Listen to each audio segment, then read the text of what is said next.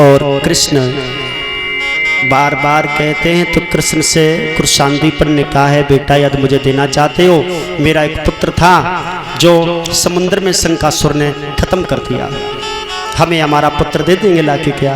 पुत्र के वियोग में मैया बड़ी व्याकुल रहती है।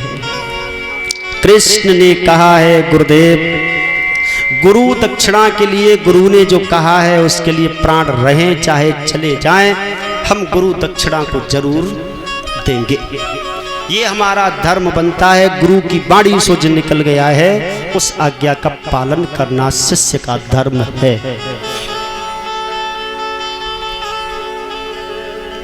बलराम भैया कृष्ण दोनों सीधे यमलोक में गए हैं। यमपुरी में पंचमुखी शंख बजाया है भगवान ने दरवाजे पर, अंदर से साक्षात यमराज निकल के आए हैं। कृष्ण और बलराम को निहार करके प्रणाम किया, भगवान आप यहाँ आदेश करें, आप यहाँ क्यों आए? आप हमसे ही कह देते हम चले आते। बोले नहीं, ये गुरु आज्ञा थी, गुरु दक्षिणा के लिए आया हूँ, क्या सेवा कर सकते हैं भगवान? भगवान ने कहा है, मेरे गुरु का पुत्र शंकासुर ने यहाँ पर मार दिया। मैंने समुद्र के बीच में शंकासुर से पूछा, उसने नहीं बताया, अंत में उसका वध कर दिया। फिर भी हमारे गुरु पुत्र वहीं नहीं मिला, उसने ये कहा था यमलोक में चला गया है। तो मैं उस गुरु पुत्र की आत्मा को लेने आया हूँ, वो आत्मा मुझे वापस कर दीजिएगा। बोले भगवान जैसी आपकी अच्छा, और गुरु की आज्ञा के लिए और गुरु की सेवा के लिए आप दक्षिणा लेने आए हैं तो हम जरूर देंगे। गुरु पुत्र की आत्मा को भगवान के साथ किया। भगवान ने अपनी योग माया से दूसरा उस गुरु पुत्र का रूप धारण किया, उसमें उस आत्मा को प्रवेश करके गुरु का पुत्र अपना दक्षिणा के रूप में गुरु को समर्पित कर दिया। अपने गुरु के ऋण से अदा हुए। अब भगवान चले तो सुदामा से अलग नहीं होना चाहते, क्योंकि दोनों बच्चे एक साथ पाठशाला में पढ़े, भला दोनों अलग हों तो हों कैसे? आंखों से आंसू निकले आए। सुदामा कृष्ण की छाती से लग करके रोने लगा, भैया तुम जा रही हो? कृष्ण ने कहा है, मित्र मैं जा रहा हूं, मैं जा रहा हूं, एक न एक दिन तो सबको जुदा होना है, लेकिन ध्यान रखना तुम्हारे ऊपर कोई मुसीबत आ जाए, कोई परेशानी आ जाए तो आप निसंकोच हम द्वारका में मिलेंगे, हम द्वारका और पुरी का एक निर्माण कराएंगे, भगवान ने कहा था, और उस द्वारका में हम आपको मिलेंगे, वहां का मैं राजा बनूंगा, आप मेरे दरबार में चले आना, आप मेरे मित्र हैं। दोनों मित्र एक दूसरे से जुदा हुए, खूब रोए। भगवान ने इधर धीरे धीरे सयाने हुए, अपनी लीलाओं का वर्णन किया। अंत में ये आदि कथा तो वैसे कृष्ण जन्म के बाद होना चाहिए, विधान भागवत में पाया है, लेकिन यहाँ रीत उल्टी कर दी है कथावाचकों ने, तो ये लास्ट में ले जाके पटकते हैं। भगवान शिक्षा ग्रहण करने गए थे जन्म लेने के, भगवान कंस को भगवान ने कंस को मारा था। कंस को मारने के बाद कुछ दिनों तक गुरुसांदीपन में शिक्षा को ग्रहण किया था, ये कथा वहां होना चाहिए। अब लेकिन अब जो लोगों ने कह दिया तो उस हिसाब से कहना पड़ेगा। ये कथा पहले कह देते तो यहाँ के लोग कहते ये सावा है, मथुरासन है ना। कुछ कथाएं ऐसी हैं जो आगे कहना चाहिए। अब ठीक है, जब भी हो जाए, ये बालापन की कथा है, हम बता रहे हैं। तो भगवान ने अन्य लीलाओं का वर्णन किया, इधर महाभारत कराया। सब राक्षसों का वध कराने के बाद अंत में भगवान कंस का वध करने के बाद, सब राक्षसों को मारने के बाद द्वारकापुरी का निर्माण कराया।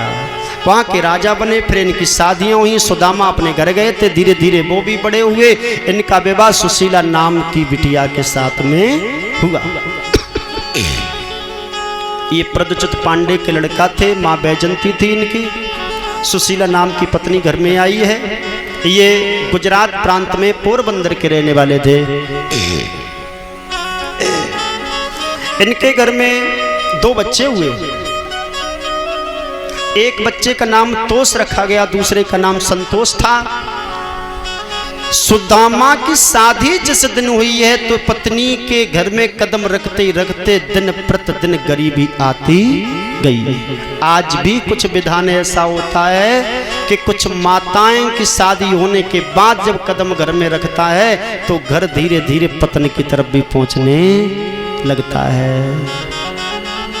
सुदामा का भी वही हाल हुआ कि सुशीला जिस दिन घर में कदम रखती है तो धीरे धीरे गरीबी आने लगी। इतनी गरीबी आई कि दिनों भरो बेचारे द्वार द्वार दाता दाता चिल्लाते आए, पर किसी रोज भी जी भर के वो आटा दाल न पाते हैं। सारा दिन हो जाता है, शाम हो जाती है, कभी भोजन मिल जाता है कभी नहीं मिलता है, कभी खुद का पेट भर जाता है तो कभी बच्चों का भर लेते हैं, कभी पत्नी का भर देते हैं। तीन दिन हो जाते हैं, अन्न के लिए तमा हो गए। ये सुदामा की कथा में एक पॉइंट बीच में मिला था, ये भागवत ने ज्ञान दिया था। क्या? अन्न को कभी बर्बाद नहीं करना चाहिए।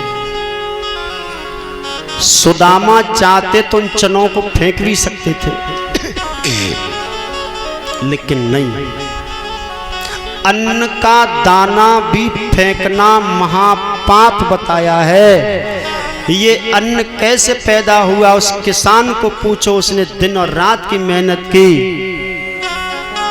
कड़ी धूप, कभी बारिश, कभी सर्दी, कभी ओलों का डर, एक एक दाना इकट्ठा करके किसान ने घर में भरा है। और वो दाना आज यहाँ की कथाओं में माताएं चावल फेंक फेंक करके बर्बाद करती हैं। तो साहब ये कौन सी कथा कहती है कि इसमें चावल फेंके जाते हैं? ये पतन की जड़ बताई गई है। जहां अन्न बर्बाद करती घर की लक्ष्मी, यदि घर की लक्ष्मी ही उजाड़ेगी, फेंकेगी धन को, तो महापाप होगा। ये मानना ना मानना ये तुम्हारी खुशी है। यहाँ के फैशन वाले शास्त्रियों ने विधान बना दिया है कि चावल फेंको। ये पहले तो यहाँ व्यास पीठ पर 33 कोट देवताओं का स्थान है, ये सब जानते। ये भागवत मंच है जो 33 कोट देवताओं का आसन लगा हुआ है। और यहाँ एक व्यास के रूप में पंच तत्व के मानव और इसके अंदर अंश प्रभु का व्यापक यहाँ पर प्रभु चर्चा कर रहा हो, और श्रोता तो सिर्फ आस लगा के बैठे हैं, टकटकी लगा करके इनकी बाणी कब सुनने को मिले जो मैं हरि भजन करके प्रभु का चिंतन कर लूं। परीक्षित को पूछो वो क्या हाल था, आंखों से टप टप आंसू गिर रहे थे जब से सुखदेव ने कथा सुनाई तब तक, क्योंकि उन्हें यही था कि कौन सी वाणी इनके मुंह से शुद्ध होगी जो आज मेरा कल्याण करेगी। और यहाँ कथाएं सुनाने के बाद मैंने देखा है कि लोगों के अंदर 1% भी दिमाग में कोई बात नहीं घुसती है, तो बस यही बड़े सोचने की बात है लोगों। अन्न को बर्बाद करना महापाप शास्त्र ने बताया है। जिस अन्न को तुम यहाँ फेंक करके बर्बाद कर दोगी वो अन्न पैरों से खुंदेगा, मिट्टी में मिल जाएगा, उससे न कोई चींटी खा पाएगी न कोई पंछी खा पाएगा। और यही तुम्हारा अन्न न फेंक करके ये छत पर डाल दो तो लोगों वो भूखे प्यासे पंछी खाएंगे, तो वो कथा से भी महाकथा का पुण्य प्राप्त हो जाएगा। मेरी बात को सिर्फ यही मानना है। मेरी माँ, तुमने मेरी कथा सुनी है, मेरी कथा की वाणी ने आपको एक एक शब्द खंडन करके बताया है, लेकिन मेरा निवेदन है इन बातों का विशेष ध्यान रखना। ये भगवान की गद्दी पर 33 कोट देवता विराजमान है, साधु संतों जैसे हम लोग बैठे हैं। आप चावल फेंक फेंक करके मारेंगी तो इसमें सबसे पहले हम लोगों का अपमान होगा। आपने सम्मान के लिए बुलाया है तो आप अपमान करके यहाँ मार मार के भेजेंगी तो ये महापाप होगा। और यहाँ देवता ठाकुर जी जैसे विराजमान है, ये चावल भर भर मुट्ठी इनकी खोपड़ी में लगेंगी तो महापाप होगा। ये देव शक्ति कभी आपसे खुश नहीं होगी। इसलिए मेरा निवेदन है, चावल लाई हो तो वक्त वक्त आने पर चौकी जो है, इस चौकी वाले स्थान पर प्रभु का भोग लगाना है। चावल में से थोड़े चावल लेकर के चौकी पर चढ़ाना, बाकी चावल एक कट्टे में इकट्ठे कर देना और उसी चौकी से थोड़े चावल मांग करके ले जाना। वो चावल जहां अन्न से लाई हो उसी अन्न वाली जगह पर फेंक देना और भगवान ठाकुर से विनती करना, प्रभु तुमने सुदामा की गरीबी को दूर किया, इसी प्रकार मेरे अन्न के भंडार भरते रहना और हमारे यहाँ साधु संत आते रहे, बस उनकी सेवा पानी होती रहना। ये विनती शास्त्र बता रहा है, ये करना चाहिए।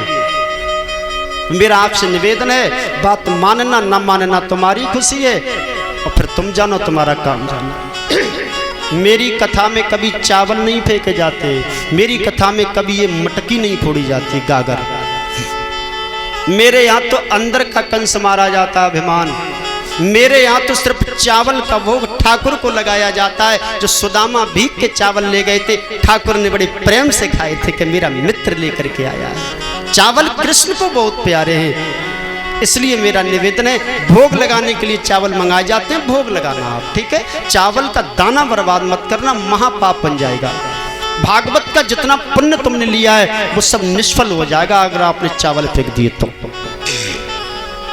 अब सुदामा दर दर की भीख मांग रहे हैं, बहुत गरीब हो गए। सुदामा बने,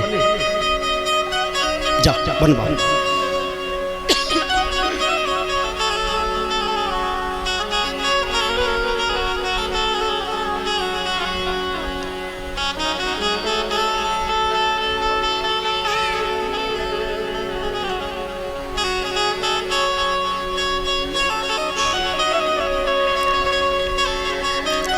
सुदामा दर दर की भीख मांगते हैं। एक दिन पत्नी ने कहा है, मैंने सुना है तुम्हारे कृष्ण मित्र हैं, आप द्वारका चले जाओ, मित्र से क्षमा मांग करके आओ।